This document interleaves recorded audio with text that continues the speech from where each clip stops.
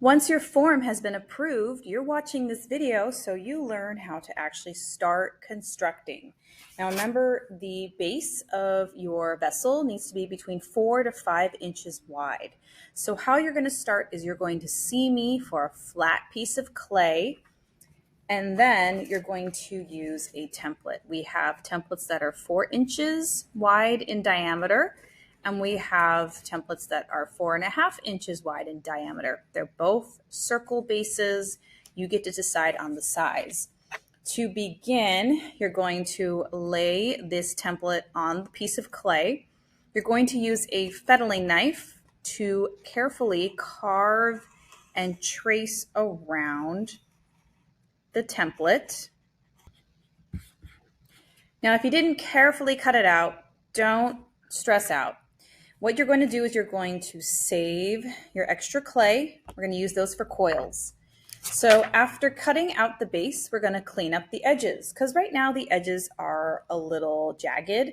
So what you can do is just put some water on your fingers and you literally just smooth out the edges. Once you have cleaned up your base, you are ready to start following your plan. A suggestion: use a banding wheel to elevate and rotate your artwork. It just makes it so much easier when you're working. Just make sure we're sharing the banding wheels. Now, I already have a bunch of coils made in advance. Definitely roll out a bunch of coils, have them ready to go. And again, you start with the bottom and we work our way up. So according to my plan, I have 3 single layers of coils. What you can also do is create several coils at the same time. You can store them at your table in a wet paper towel. However, I do not suggest storing them in your shelf in a wet paper towel because that paper towel will dry and then your coils will dry out, and that wouldn't be helpful. When you start building, build with one set of coils or a layer of coils. The point is we need to control the form, right? Because again, your plan, the walls go in different directions. So to start out, I'm going to put my first level of coils. So yes, we need to score. We need to score the edge of your base because when you put that first coil down, you're going to put it right on top of the base. You're not putting it on the side of the base. And score my coil. We do need to score and slip. This is a reminder that our coils should be about 1/4 inch thick. We're looking for a consistent thickness. And also, don't worry about the coils being the perfect length. Coils do not have to be the perfect length for the base. So don't obsess trying to make sure, oh my gosh, this coil doesn't fit all the way around perfectly. That is okay. What you can do is you can score and slip pieces next to each other, or you can just layer it. No worries.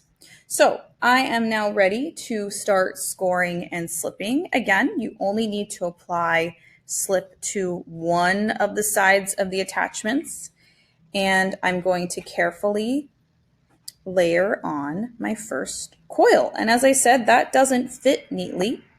That is okay. I'm going to go ahead and just trim it. And then I'm going to place this on here. I have my first layer on my base.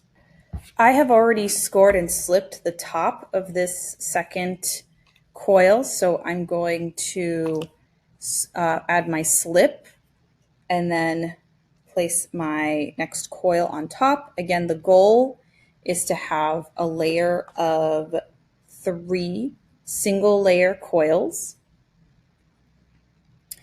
And again, I've already scored these pieces of clay.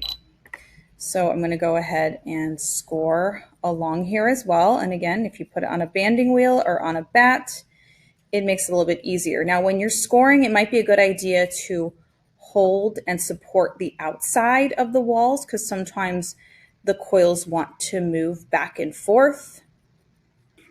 So if you're trying to, let's say, just attach a small piece of clay, I have these 2 little edges that didn't quite fit together. I scored it. I scored my little coil, added some slip, and placed it on there.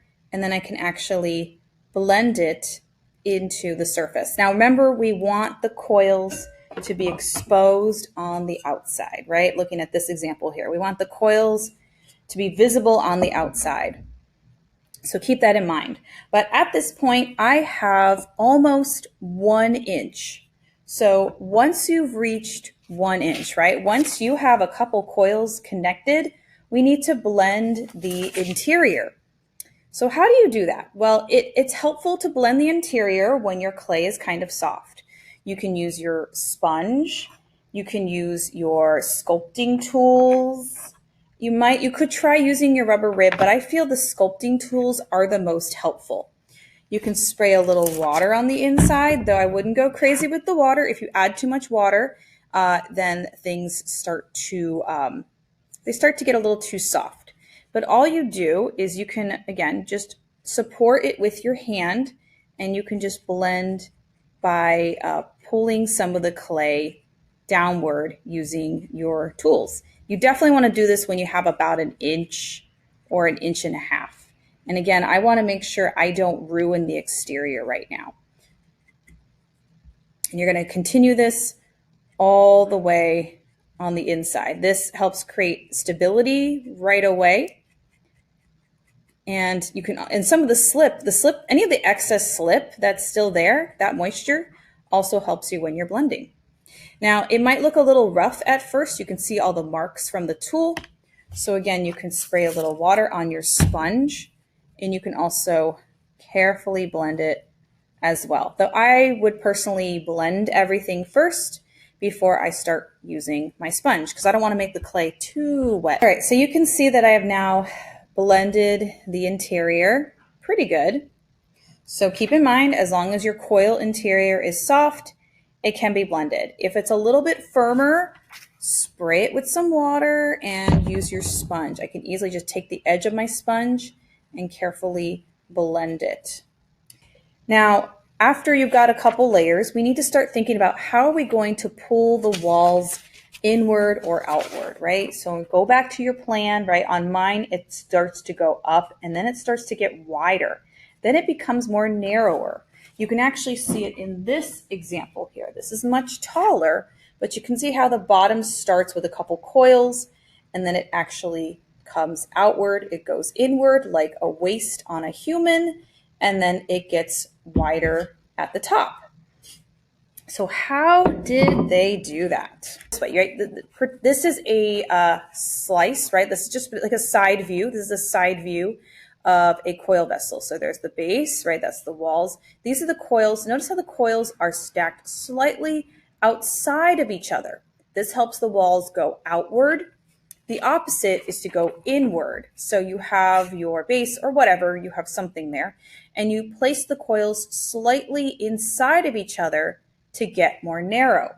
Now, right now in my example, I need to go outward. So my next step are actually spirals. So I'm gonna go ahead and make a bunch of spirals first. So my next step is applying these spirals with these dots in between. If you have to make like a repeating pattern of coil styles, make several at the same time. So for example, I made a series of spirals to use and I have the spheres and I've already scored it. All I got to do is apply the slip. So to make these walls bend outward, when I attach this, I have to attach it at an angle, right? I want this to start bowing outward, moving outward. So, and then when so I'm going to keep going, just repeating this pattern.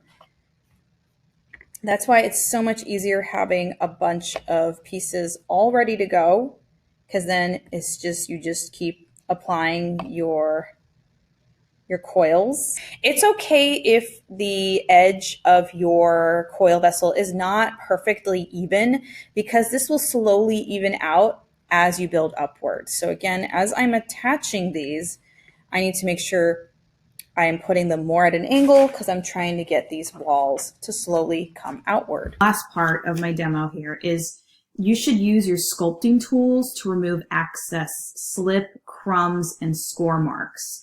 You don't want to wait till the very end to take care of this, because the clay, you're building from the bottom up, which means the bottom is drying out faster than the top, because again, you're bringing this project out periodically, which means it's being exposed to air. Thus, the bottom is drying out before the other parts that you're attaching. And again, you don't have to worry about the score marks on the inside, because those are going to get taken care of as you blend everything where those areas were. So like right here, you can see I kind of have to bring that back out using the ball stylus tool. But you really want to get creative with your sculpting tools and figure out how can you remove those score marks. What can you do to get rid of them?